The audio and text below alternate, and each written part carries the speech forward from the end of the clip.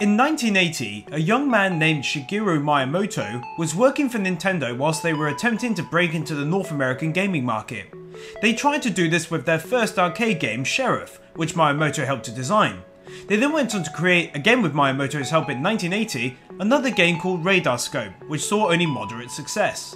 In 1981, Nintendo's efforts were still failing to reach across the ocean to America's gaming market. So the president of Nintendo at the time, Mr. Hiroshi Yamauchi, tasked Miyamoto with converting the unsold Radar Scope games into a new game. After giving it much thought, he finally settled on what would become the Donkey Kong franchise. After seeing many successes and his personal ideas turn out well, in 1985 he began work on a new game. This one would instead, unlike many other titles of its time, concentrate more on gameplay than on high scores. And so began The Legend of Zelda.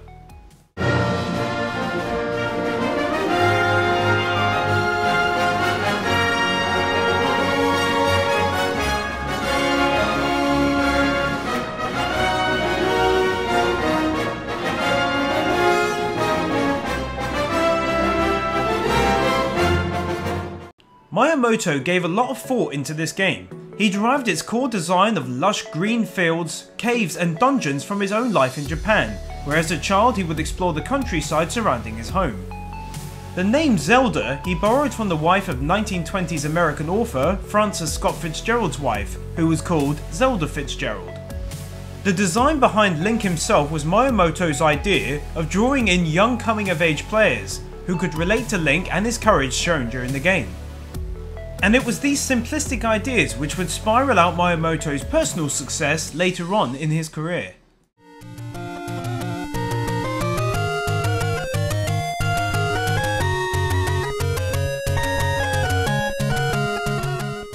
The Legend of Zelda, or as it was originally known, the Hyrule Fantasy Legend of Zelda, released in Japan onto the Nintendo Entertainment System. It was developed and produced by Nintendo, and the game's two directors were Shigeru Miyamoto and Takashi Tezuka, and it was released on February 21st, 1986. Takashi Tezuka, who joined Nintendo in 1984, would go on in the future, often working alongside Miyamoto to create some of the most popular games that Nintendo has ever seen, mostly writing the storyline and script, as well as directing a fair few of the games. The story was unique. It was based in the land of Hyrule, which had been invaded by the Prince of Darkness Ganon, who had led an army to steal the Triforce of Power, a magical item bestowing great strength. In an attempt to stop Ganon from gaining another of the pieces, the Triforce of Wisdom, Princess Zelda splits it into 8 pieces and hides them in various dungeons across Hyrule. Before Princess Zelda is kidnapped by Ganon, she orders her nursemaid Impa to travel forth and attempt to find someone courageous enough to save the kingdom. Whilst trying to find this person, the old lady is surrounded by Ganon's men and is subsequently saved by the young boy named Link. And after being told of the perils facing the kingdom, Link sets out on a mission to try and find and rescue the princess and gather the 8 fragments of the Triforce of Wisdom to become powerful enough to confront and defeat Ganon. Zelda incorporated several gameplay elements. These were role-playing, action, adventure and often puzzle solving, and the game's overworld was travelled on foot from an overhead perspective. At the start of the game, Link is armed with only a shield, but later wanders into a cave finding and arming himself with a sword. The game's progress was directed by the meeting and speaking to of various merchants, townsfolk and fairies, who offered up various clues as to how you could move forward. Attempting to halt Link's progress are monsters met on the overworld and protecting the various dungeons. Once inside these puzzle maze-like areas, Link would find other creatures to do battle with. These dungeons not only forwarded the game's storyline, but also offered up new useful tools which Link could make use of, such as the boomerang for grabbing items at a distance and so on. The game for its time was actually not very linear at all. In fact, you could enter nearly any of the 8 dungeons, the 9th holding Zelda upon completion of the others, in any order. However, they would increase in difficulty as you went on, and oftentimes you couldn't progress further without tools found by completing others. In fact, the game was so non-linear, it was actually possible to reach the last boss without ever receiving the sword. The music behind the game was composed by Koji Kondo, who would go on to score a lot of the future titles mostly on his own, and his talents have most definitely worked towards the amazing selling figures of the franchise with its instantly recognisable theme tune. What's interesting to note is that the game actually made use of a rather unknown feature, which was built into the Mark II controllers that the Japanese Famicom used, which was a microphone. During The Legend of Zelda, you could actually blow or shout into the microphone and kill a certain kind of enemy. Moving on, the video games industry in the 1980s tried to stray as much as possible from making frequent advertisements, as often they could reach amounts that were more than a company would want to spend, costing around $5 million.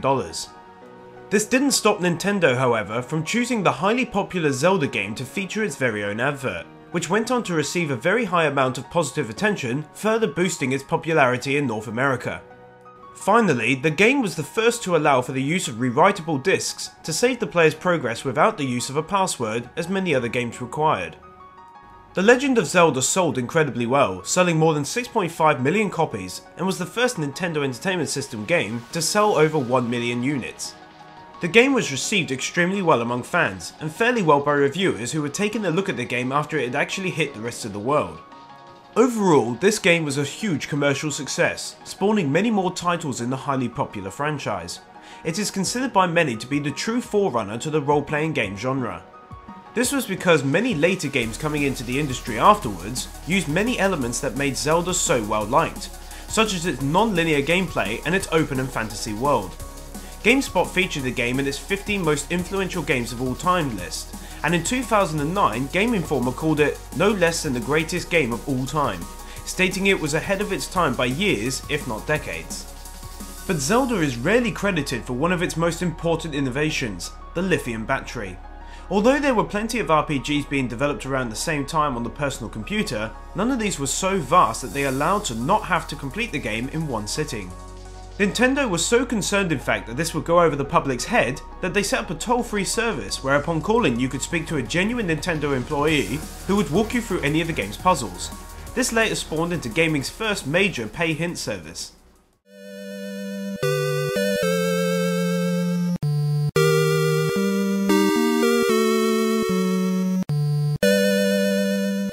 Developed for the Nintendo Entertainment System on January 14th, 1987, Zelda 2 was released less than a year after its prequel and 7 months before North America would see the first game hit its shores. Seen as one of the most difficult games in the series, Zelda 2 would introduce a couple of new elements to the game not seen in the first title that made it appear more like a standard role-playing game, such as the introduction of experience points and new side-scrolling areas on a world map, rather than the first game's bird's eye view from above. It also involved a strategic combat system and magic spells. No other game in the series aside from Zelda, The Wand of Gamelon, and Link, The Faces of Evil, which both released onto Philips' highly criticised CDI console, would have these same elements again. Zelda 2 takes place several years after the end of the previous title. With Link now 16 years old, he suddenly notices on the back of his hand the crest of Hyrule. Intrigued, he sets out to find Impa for advice, and soon finds that the Princess Zelda has been placed under a sleeping spell, and sets forth to save her. The experience point system used in the game allowed for Link to gain experience and upgrade his attack, magic and life by overcoming his enemies, and he would be able to raise these attributes to a maximum of 8 levels. Sadly, one of the game's biggest flaws using this system is that the game only saved your current level and how much progress you had to make to your next level. So if you had 790 experience points with 10 left to level up, and you saved and rebooted, upon logging back in you would be back to 0 out of 800. Zelda 2's combat system saw Link having a sword and shield and being able to alternate between standing and crouching to attack enemies. You could also jump to evade damage or assault airborne enemies, and later in the game Link could learn to use upward and downward stabs whilst in mid-air. Magic could be learnt by assisting wise men in town, by mostly retrieving lost items for them on the map. They would teach you certain magical spells to help you progress further into the game, for example allowing you access to ledges you couldn't before reach. Certain elements of this game were however again used as a benchmark for future games in the series. For example, the heavier use of non-playing character involvement with the main character. Whilst these NPCs were seen in the first title, they were rather limited. The Triforce of Courage also made its debut into the series in this title, and would again be seen during later games. Intended to be different from the first game, Miyamoto took up place as producer, with Takashi Tezuka returning to write both the storyline and the script. As a whole, the game offered up a radically different gaming experience to fans, having followed closely to role-playing games of its time, but it was still a commercial success, and Nintendo were now set to differ once again back to the classic Zelda style, so popular from the first game.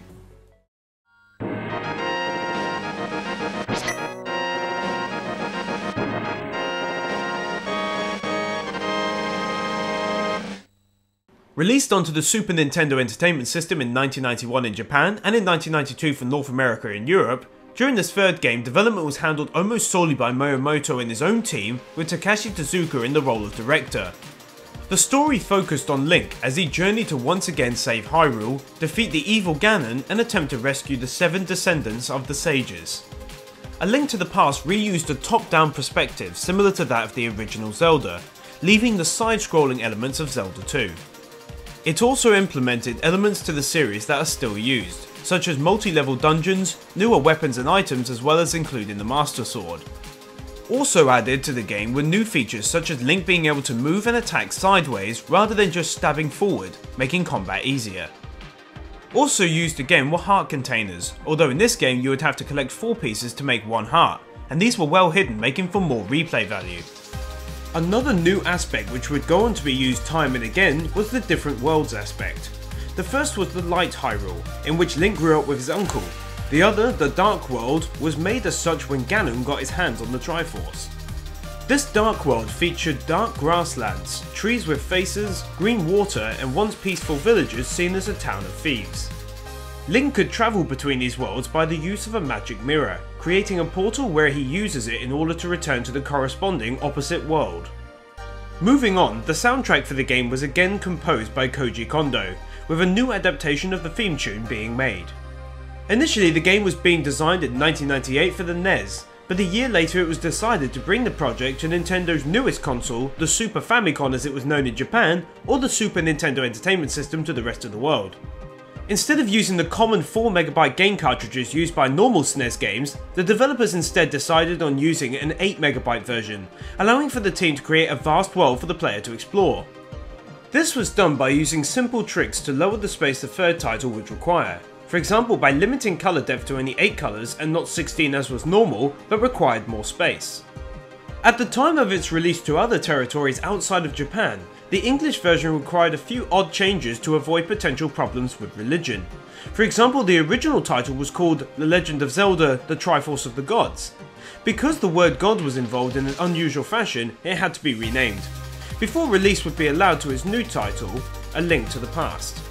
A priest during the game was forced to be made into a wizard, and his background stated that he had been sent from the gods was removed. Lastly, a comic book adaptation was published by Nintendo Power and was made for 12 issues. It was based loosely around the game's story and featured plot changes and new characters.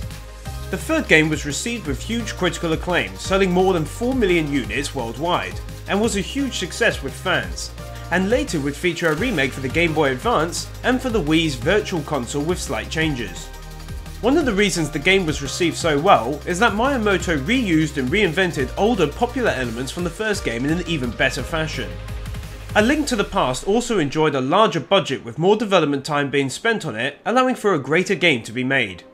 Reviewers heavily praised the game with top scores all around, stating it benefited from improved graphics and gameplay and is widely recognised as one of the greatest video games of all times on various prominent companies' lists.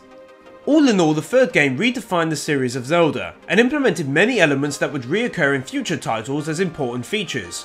It reached fans around the world thanks to its praise from reviewers and gave millions of players many hours of enjoyment.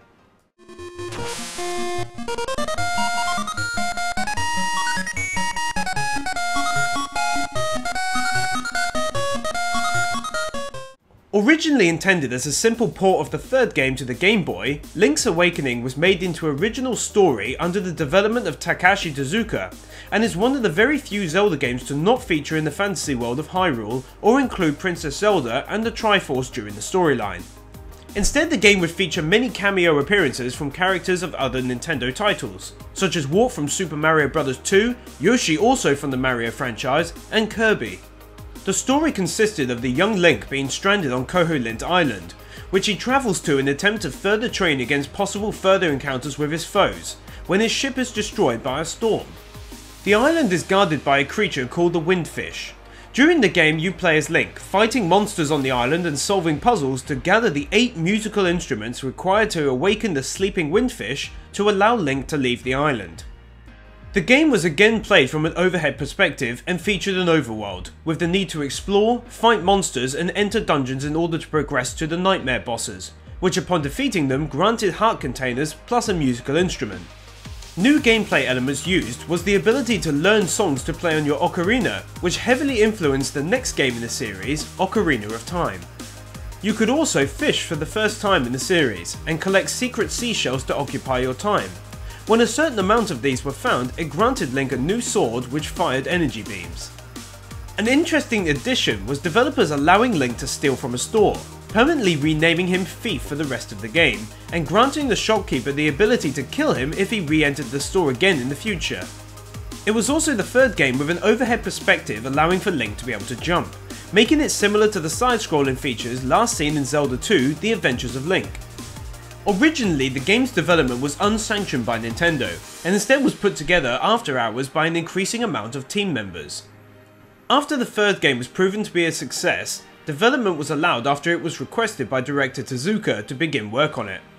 Overall, it took 1.5 years to develop the game. Reviewers lavished the game's depth and number of features, but its downside was the limited control system and its graphics. Both issues were however fixed during the development of the remake for the Game Boy Color, adding colour graphics and a new dungeon which was praised for its attention to detail when adding colour to the world. And whilst the new content didn't add a whole lot of extra time to the playthrough, it was still addictive to play nonetheless. The original and its later remake were both highly successful both with fans and reviewers alike, and allowed the game to soar onto top lists, stating it's among the best game titles of all time, having sold together over 6 million copies around the world. Be sure to tune in next Friday to see how Nintendo was developing one of the most successful games of all time.